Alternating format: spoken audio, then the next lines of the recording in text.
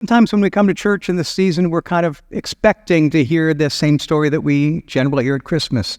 And again, that's a beautiful story, but we kind of think, okay, we've heard that many times. What we're actually doing through this Christmas season is looking at part of the Christmas story I think we seldom look at, we seldom study. Specifically, we're looking at what it talks about in Matthew, about some of the genealogy of Jesus, stories about people that were in Jesus' line, specifically women who are highlighted there that tell us something about Jesus and his ministry. This morning, we're going to be looking at the story of Ruth. It's in the Old Testament, back in the beginning of the Old Testament, and Boaz, and this whole story. If you have a Bible, I'd invite you to turn there with me. And if you don't, there's one in front of you. It's on pages 222 through 224. And we're going to look at the story as we go along in the message. But let me begin with a word of prayer. Father, I thank you for the privilege that we have this morning to come and to be able to look at your word. Father, to be able to see things that is taught here that maybe we don't look at very often, but that is relevant, that speaks not only about what happened thousands of years ago, but that, Father, that speaks about how you work in our lives and our time today, to tell us about who Jesus was, what he came for, and why that's important. Father, I thank you for teaching me. I pray now that you get me out of the way and that you speak through me, that each one of us that are here today would hear your Spirit speak to our hearts. I pray your blessing in Jesus' name. Amen. Now, we've been talking in this study that when we look at Matthew's gospel, he doesn't begin his gospel, his story of Jesus, in the usual way. Instead of jumping right into Jesus' story and telling us about Joseph and the angel or the wise men or anything like that, he starts by giving us a genealogy. Now, for most of us, when we come to a Bible and it has a genealogy, we just want to skip over it. It's like, I'm not probably the only one that does that. We just kind of like, well, what's there? What can be significant? What can be practical in a genealogy? And why would Matthew begin his story with a genealogy? Well, here's part of the reason why. In our time and culture, if you were to introduce someone of any significance, you would start by saying, here are their accomplishments. In a sense, here are their resume. But yet, if you look historically through most of history in many cultures, when you introduce someone significant, you wouldn't start by listing their accomplishments.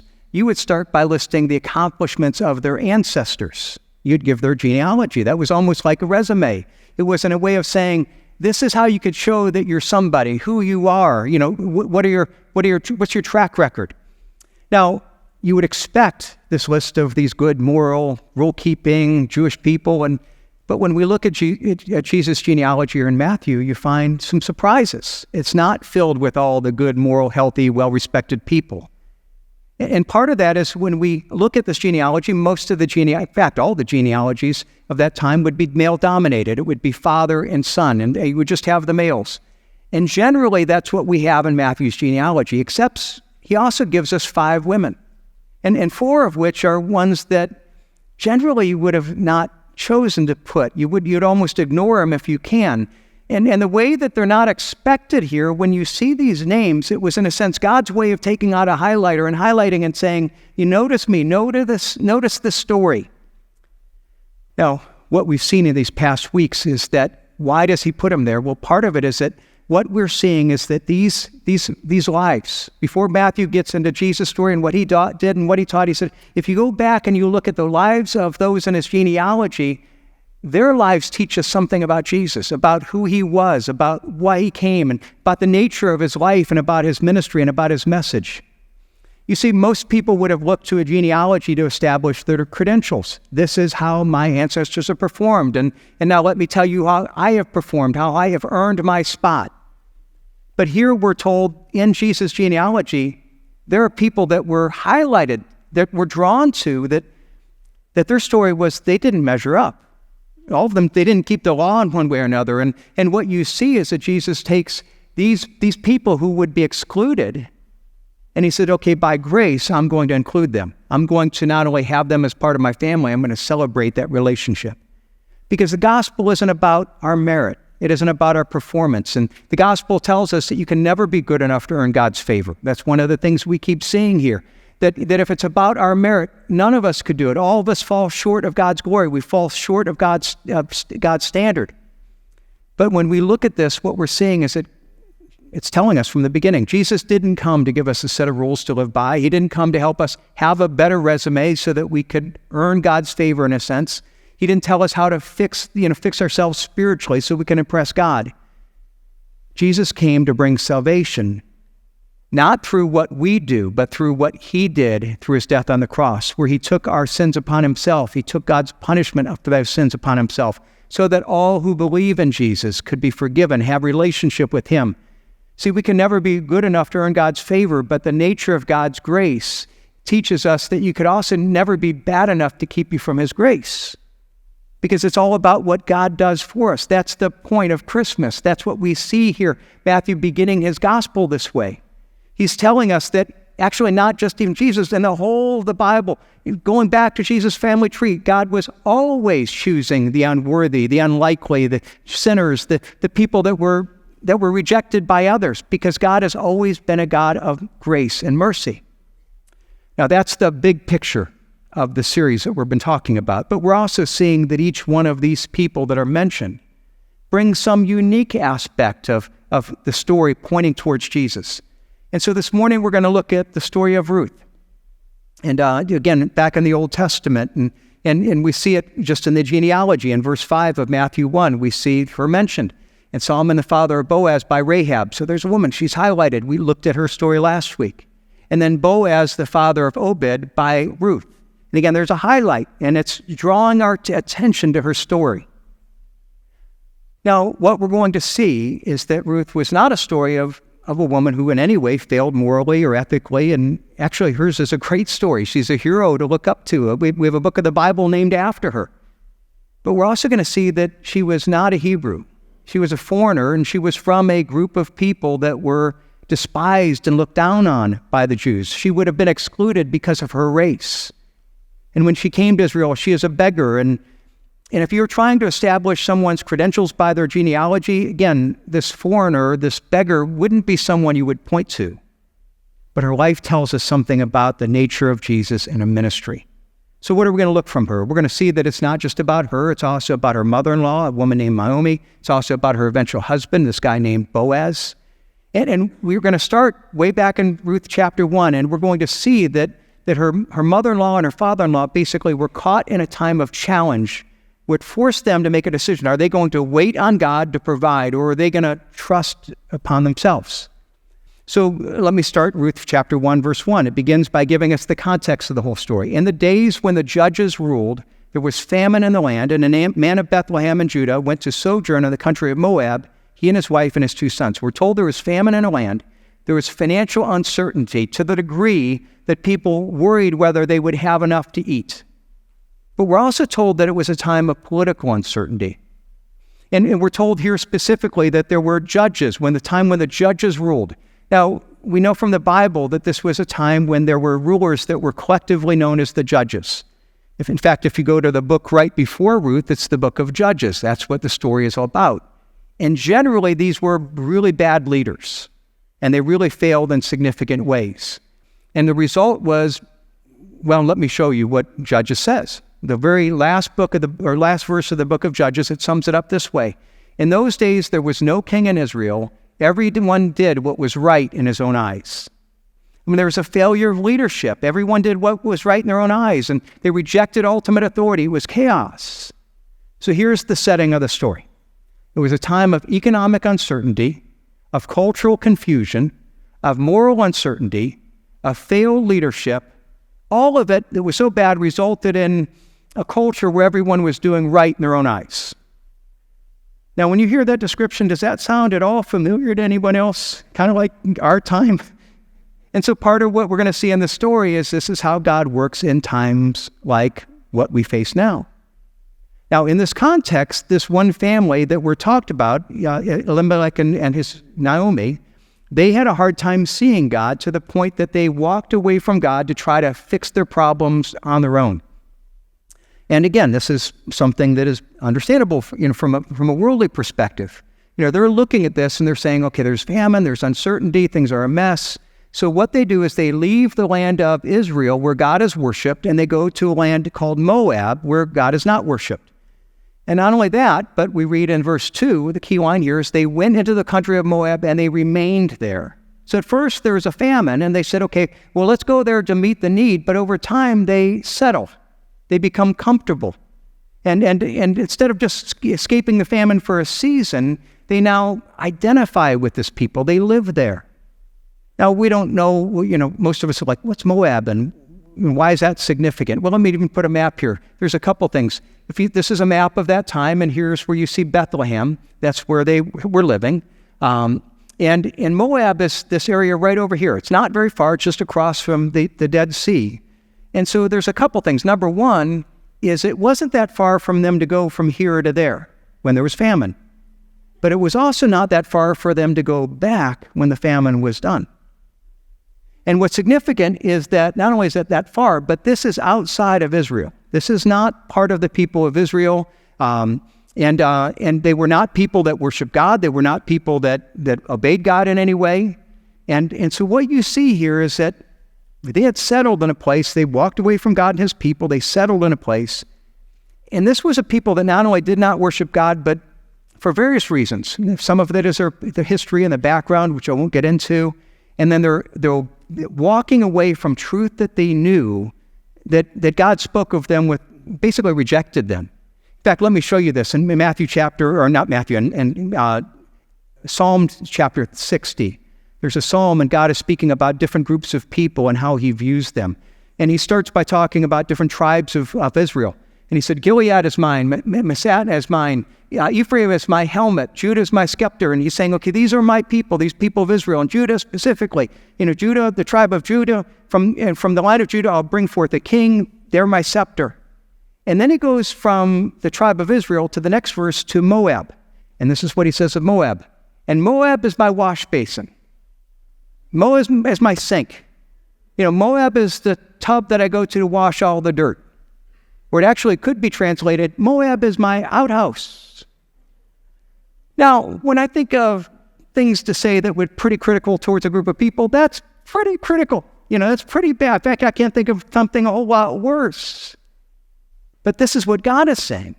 Why? Because they had rejected God. And he's saying, these are people that have nothing to do with, they rejected me.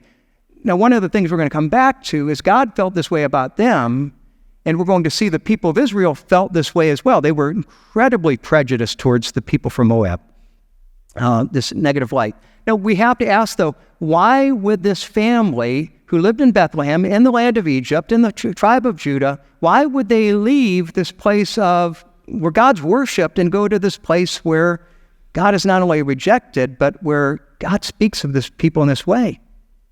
Well, it was a time of famine. And what was happening is they felt like God wasn't going to take care of them. And it reveals something that is a temptation for all of us even to this day. The temptation in times of difficulty, when things are difficult, when we feel like we are facing a season of, shall we say, famine, it's always tempting to walk away from God. So we can look at it and say, well, no, I don't think that God is loving and that is caring. And, for his own reasons, he may allow us to go through times of difficulty, but eventually he's going to provide. No, instead, we can be like this family and we can say, well, no, God isn't reliable.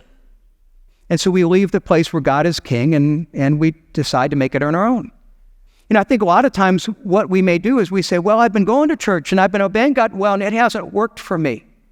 God hasn't answered my prayer. God hasn't met my need. God hasn't done what I've expected him to do. And so therefore, since he's left me hungry, well, I've tried that, so I'm going to try to do it on my own. And I'm just going to leave Bethlehem and I'm going to go do it on my own. And that's what this family did. And in the short run, it might have seemed to work. In the short run, maybe they had more bread. But what happened is, in the long run, it's always better to follow God. And at first they said, they moved there and then they settled. And the same thing can happen for us. At first it's like, well, God isn't doing this. And so let me step outside of God's will. And over time, what happens is that we start to more and more make decisions that are based on what works for us, not what is based on what God's word says. And before long, we've settled. And in practice, we may say that we're a follower of Christ, but in practice, we're rejecting God's lordship over our lives. We've moved out of Bethlehem and we're in Moab. that's what they did. And they settled there to the degree that we're told that when their sons got old enough to marry, instead of going back to Israel and finding, God worshipers in Israel, they found wives there in Moab, and they're raising their whole family there. And again, at first it might seem it's working, but sooner or later, what happens when there's a crisis? Well, if we look at Ruth's story, here we have this family, and first of all, Naomi's husband dies, then her 2 sons die. And so the result is now she is left there as a widow. She is in a foreign country, no means of support, and she realizes, I'm a foreigner. They're looking down at me. They're not going to be kind to me. They're not going to take care of me. And she thinks her only hope is to return back to Israel. But as she does so, what I want you to see here in this book is she doesn't think that God's going to be gracious towards her. She actually fears God's anger and judgment. Look, if you have your Bibles, look at verse 6 of Ruth 1. It says, "Then she, speaking of Naomi, rose with her daughters-in-law to return from the country of Moab, for she had heard that in the fields of Moab that the Lord had visited his people and given them food. So she set out from the place where she was with her 2 daughter-in-laws, and they went on their way to return to the land of Judah. But Naomi said to her 2 daughters-in-law, 'Go, return each of you to your mother's house. May the Lord deal kindly with you as you have dealt with the dead and with me. May the Lord grant that you may find rest, each of you in the house of her husband.' And she kissed them, and they lifted up their voices and wept." And basically what she's saying them is, you fulfilled your obligation to me. Now I need to go back to my homeland because I need people that will care for me. But you're also widows, and you need to go back to your homeland where people will take care of you, especially your family. You're young enough. You still have family that will take care of you. But both daughters-in-law, first of all, say, "No, we want to stay with you." And look at what she says and the argument about why they should go back to Moab. Verse 11, Naomi said, "Turn back, my daughters. Why will you go with me? Have I yet sons in my womb that I may become your husband? They may become your husbands. Turn back, my daughters. Go your way, for I am too old to have a husband. If I should have a hope, even if I should have a husband this night and should bear sons, would you wait, therefore, when they're grown? Would you refrain from marrying?" Basically, I'm too old. Go back, start a new life. But what really strikes out is what she says at the end of 13. I'm going to put this up here. She says, when telling the girls not to go back with her, this is what she says. "Know, my daughters, for it is exceedingly bitter for me, for your sake, that the hand of the Lord has gone out against me." Here's what she's saying. She's telling them, don't go back with me because the land where I'm going, where there's the true God, he's out to get me. He's turned against me. You don't want to go here because God is a vindictive God who's angry and who's judging me. And, you don't want to go to that God. Now, what's amazing here is that we look at that, we say, okay, well, we don't know if for 15, 20 years, if she worshiped God. But this suggests that they had walked away from the worship of true God. Again, she could have returned to Israel. She didn't. But it's not only that she's speaking of God this way, but look at what she says to Ruth. After the one daughter-in-law left, she looks to Ruth and he says, okay, and she said, "See, your sister-in-law has gone back to her people and her gods. Return after your sister-in-law." She's gone back to her gods. When you're in Moab, you worship your gods. When I was in Moab, that's what I did. And now you should go back to your God, which is being implied. So she's talking down God. She's encouraging her to go away. Again, when you look at this suggests that, okay, these were not people that were thinking of God, worshiping God when they were in this long time of sojourn in Moab. And yet, in spite of the fact, when she looks at that, she has very little thought of God. But now, when all these bad things happen, she's suddenly saying, it's God's fault. God's getting me. God's after me. In verse 19, the women of the city come to meet her and they say to, "Is this Naomi?" And she responds in verse 20, "Don't call me Naomi, call me Mira, for the Lord Almighty has dealt bitterly with me." Now, her name Naomi meant sweet. They said, "Is this Naomi, the sweet one?" And she says, "Oh, don't call me sweet, call me bitter, because God's made me bitter. God is after me, and God has dealt bitterly with me." And look at verse 21, what she says. Again, let me put it up here. She says, "I went away full, and the Lord has brought me back empty. Why call me Naomi when the Lord has testified against me, and the Almighty has brought calamity against me?" Here's what I want you to see. What does she say? The Lord has testified against me. She's saying, I deserve it. God's sitting there and saying, I walked away from it, and God is out to get me, and he has testified, and he's brought this against me, and he's a vindictive God. He's caught me, he's forcing me back, he's rejecting me, but now he's going to Ruth and said, but you don't want to come back here. And when I look at this, it's actually an attitude I don't think is just limited to this story, to Naomi. It's actually something that I see people today many times. I'll talk to people, many of which maybe don't go to church, or they do very irregularly, or they don't really study God's word, they don't live by it, and they seldom think of God. But then when there's a crisis in life, they get angry. God, why did God do this? Why did they become angry at God? They blame God for it. Now, I read that or see that, I think it's tragic. I think part of that is that Naomi kind of knew that she had done things wrong. Why did God do this? And I know I'm kind of guilty, and he's vindictive. And so I see myself poorly, but I see God wrong. Now, there's a danger here. Because the fact is, as long as we see God this way, we will never be able to have a relationship with him that he desires. Because the fact of the matter is, how we view God will define how we relate to him. If we see him as an angry judge, we're going to fear him. We're going to try to perform and do, and we're going to try to earn, but we'll never be close to him, and we're going to fear that he finds us out and that he's going to come get us where we mess up. In fact, let me show you another place where we see this. In verse 21, the women come and greet Naomi, and she say, I went away full, and the Lord has brought me back empty. Now think about this for a minute. Remember, why did she go away?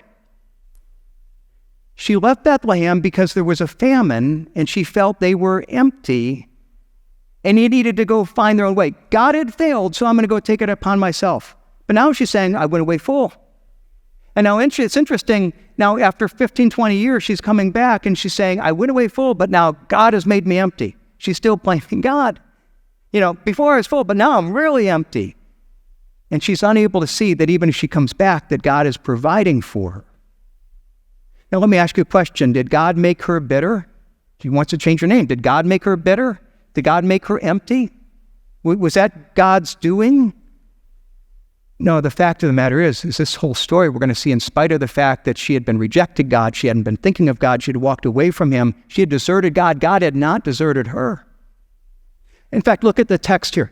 We saw that speech in verses 20 and 21, but look at what is right before that speech. If we go up to verse 19, and so the two of them went out until they came to Bethlehem. And when they came to Bethlehem, the whole town was stirred because of them. And the women said, is this Naomi? So they come in, and suddenly you have all these women that come out, and they remember her, and they express concern for her. So God is providing, but even more so, look at verse 22. So Naomi returned, and Ruth the Moabite, her daughter-in-law, was with her, and returned from the country of Moab, and they came to Bethlehem at the beginning of the barley harvest. They come right at the time where there's a harvest, right when God is providing food. But most significantly, she says, God brought me back empty. Very next words. No, she's with Ruth, her daughter-in-law. And God had provided their daughter-in-law. Her daughter-in-law was there to meet the need. And so you're going to see throughout the story that God is going to provide and meet the needs and bless her through Ruth. Now, what's amazing here is that even though, again, she had walked away from God, God is still loving her and pursuing her in grace. She still fears God's judgment, but God isn't gracious. Now, the problem that we have, she had, that many of us can still have, is that when we're in the middle of crisis, we're unable to see how God is providing, what God is doing, how God is pursuing us. You see, even while she is complaining, God has taken everything from me, God's provision is right next to her. Even she's trying to chase her away, but she's right there. And again, it's easy for us to be guilty of this. We can experience a time of crisis or loss, and we can become blind to what God is doing to meet our needs, even become bitter to God. All we know is my life used to be sweet, and now it's bitter. And we miss the fact that God is there providing for our needs even through the difficult time. The problem is we can become myopic. All we see is the trial. We see the difficulty, and we miss God's provision in the midst of the difficulty. How did God provide? Well, the primary thing is through Ruth. And then we're going to see through Boaz, through his people. Again, Naomi's trying to chase Ruth away, but God's putting her there. And the story is about God's provision through his people. Now, what's amazing in our own lives, in the same way, we can go through times of crisis. And many of us, we've had those times where we pray, God, where are you? God, I don't feel your presence. I don't see you here. And meanwhile, God is there. He's there through his people. He has people that he raises up and puts into our life, who step into our life and who love us in a way that is exactly what we need. God is making his presence known. Don't miss it. But we do, and one of the reasons that we do is that we can become focused on our own agenda. We become focused on what we think that God should do, and we miss his provision because we're fixated on what we hope. And the fact of the matter is, no, God is always at work. He may not work in the way that we expect or hope or even demand, but he's working under the surface. Maybe times that he doesn't make sense, but there's always some provision. But why did Naomi miss this? Why did he miss Ruth? Well, because she had an agenda. She had an expectation. This is what God should do. This is how God should work. And because God isn't doing the things I expect him to do, well, God isn't working. And she can't see what God is doing. Now, some of you might be here, and I don't want to downplay the fact that in times of disappointment, times of darkness, even this morning I've talked to somebody just a few weeks ago, her husband of 40 plus years just passed away this past week. That's a difficult time. For many people, you're going to have a holiday where it's without that loved one. You face uncertainty in this holiday. I don't want to downplay that at all. Those are hard times. But the fact of the matter is, God is still with us and pursuing us even in the hard times. God is there. God is working. And we see this here. And this is just chapter 1. The rest of the book tells us how God is working even beyond that. Because as a believer, we have a promise of God. Romans 8, for those who love God, all things work together for good, for those who are called according to his purpose. That's the promise. That's the character of God. And we may read that and say, man, that sounds great. But it's easy to read in the good times. It's easy to believe when things are going well. But many of us in the hard times, it's hard for us to really believe that's true. But over the years, as I look at how God has worked in the hard times, I believe that I know that for those who love God, God works all things together for good, who are called according to his purpose. Why? Because he then tells us in the next verse, for those whom he foreknew, he also predestined to be conformed to the image of his Son, in order that he might be the firstborn amongst many brothers. And those who he predestined, he also called. And those whom he called, he also justified. And those whom he justified, he also glorified. And basically what he's saying here is this is how God works. Why? Because we know that for those of us who have a relationship with Christ, we have Christ. And if we have Christ, what shall we say to these things? If God is for us, who can be against us? That's the hope. That's the promise. And we can all know all things work together for good because God has called you. And he hasn't called you into relationship just to drop you now. As it says in Philippians, he who began a good work is faithful to bring it to completion. His goal is to make you like Christ. And God is saying, no, trust me on this. I'm a father and you don't always understand what I'm doing. And many times things will look bad and feel bad and it will feel like I'm not there, but realize that I am. And everything is accomplishing some purpose. I called you. I predestined you. I justified you. I glorified you. I'm on your side. And if we really believe this, what will happen is we'll start to look for God's provision. And when we look for it, we will find it because it's always there. We will find hope. But it may not be what we expect. Because a lot of times God's work, as we're going to see in the story, isn't in the miraculous. Sometimes the miracles are in the mundane. It's in the daily life. The thing is, if you look through Ruth, there are no great miracles. There are no dreams or visions or angels coming and speaking. It's just a story of people living their lives and people being faithful. I don't have time to go through the rest of the book, but let me give it's not fair to do this, like a 2-minute overview of chapters 2 through 4. It's a great story. Ruth and Naomi are back in Bethlehem, and Ruth becomes basically the breadwinner by going out and gleaning the fields. It was something that the law allowed for that time, to be able to go and to get leftovers in a sense of the harvest. And we're reading Ruth 2:3 that it says she happened onto the fields of Boaz. It just so happened, or maybe somebody was in charge here. And Boaz hears about her care for Naomi, reaches out to her and says, okay, I'm going to take care of you. I'm going to protect you, knowing that she would have been, abused because of her minority status, saying, I'm going to watch over you, and she is amazed that this Hebrew person would be so kind towards this marginalized woman. And she goes home and tells Naomi, and Naomi says, oh, Boaz, you didn't realize, he's a family member.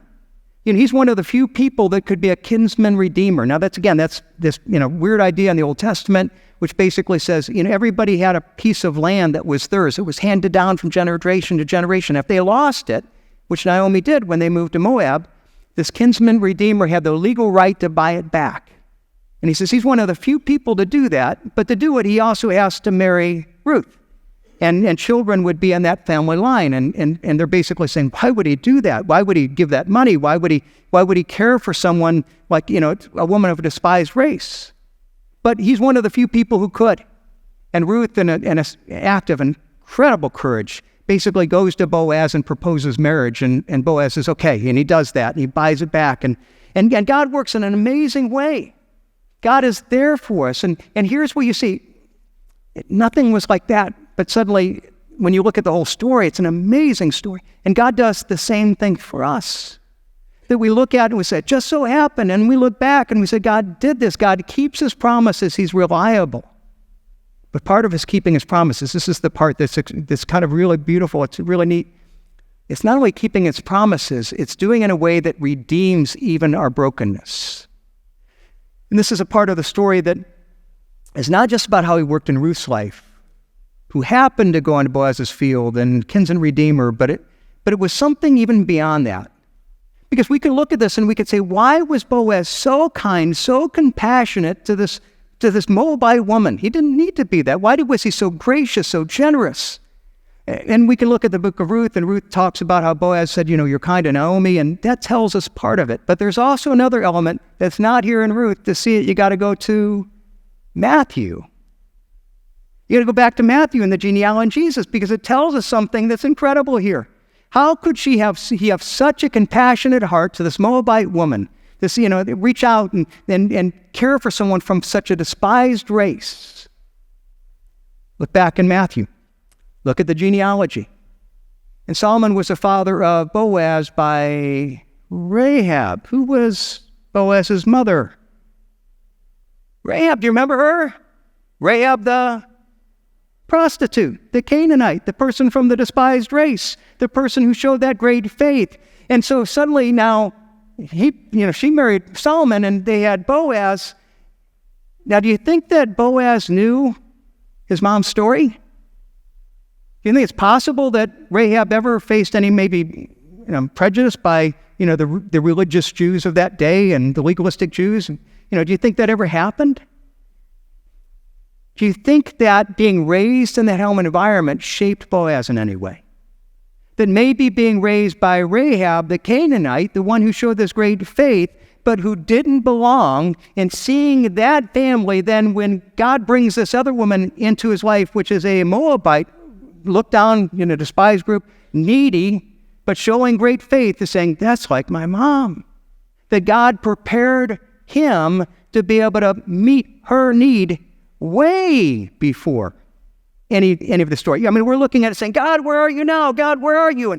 And what we're told is that God was actually lining things up decades before Naomi moved to Moab, before they ever met Ruth. Before this, God was setting this all up the whole time. And my friends, that's true in our lives. God is working in ways that we cannot imagine. And not only that, but we have Rahab, the one that, again, her history and a prostitute, and how we look down at that. God redeemed that, and it was because of her history, being a Canaanite, being a prostitute, because of that, and Bill was being raised in that home, that God said, okay, that's what I'm not only going to use you in spite of, I'm going to use you because of. And that's true in our lives as well. The things that we think that keep us out, God says, I will not only save you in spite of those things, but I can take those and I can redeem it, I can use it for good. And we see that in so many lives. Do you believe that God can do that? One other thing in here, because when you look at this story, it's an incredible story, but it's also a story that is pointing towards the whole idea of who Jesus was, why he came, about salvation, that salvation was by faith in Jesus Christ, by asking by God's grace. Because think about this whole story. Here you have Rahab, who is, again, a Moabite, who is a widow, has nothing to offer, who doesn't belong in the Jewish people, has no reason to have anything. Now think about the story. She goes to Boaz. And what does she do? She asks him to marry her. She went and had brought nothing. She had no credentials. But she came and just said, I have this need, and asked for grace. And what does he do? He marries her. He brings her in. He blesses her because of grace. Now that's a picture of saying this is a foreshadowing of the whole idea of that's what the gospel is all about. See, none of us belong. If we're by merit, none of us are good enough to earn God's favor. But because of God's grace, none of us are bad enough to keep us from God's grace.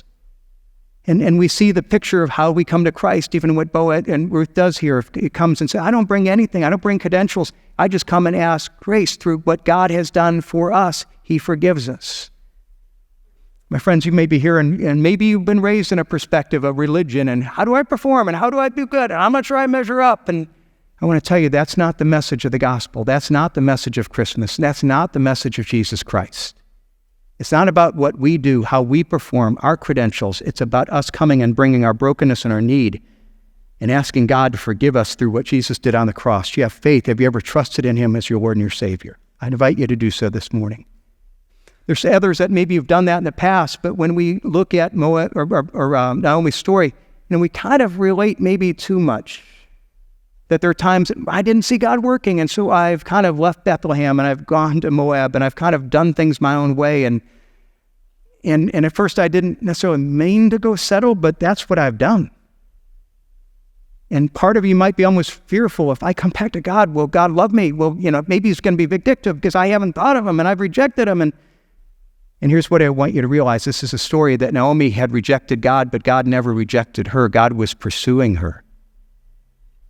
And God is always giving us this invitation of saying, okay, do you realize that Moab doesn't work? It works in the short run, but it doesn't work. That's not the path of blessing. So leave Moab and come back to Bethlehem. Come back to a place where you not only accept me as the forgiver, that you accept my forgiveness, but as your Lord and King. That you live under my reign and under my rule, because that's where the blessing is. And the fact of the matter is, we may be here and say, well, God, I don't really belong. He invites you back. We accept that invitation of grace. And today might be a day of saying, God, I agree with you. I've been wrong here, but I want to come back into this relationship.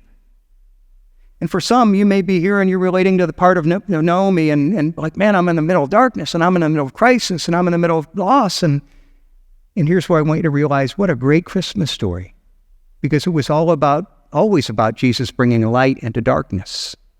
Into times of famine and times of, where the judges ruled and political confusion and loss and death. And God saying, even in those times, I was always there. I'm always there. Do you believe me? Do you trust me? If you look, I'll help you show my provision, and I'm going to carry you through no matter what.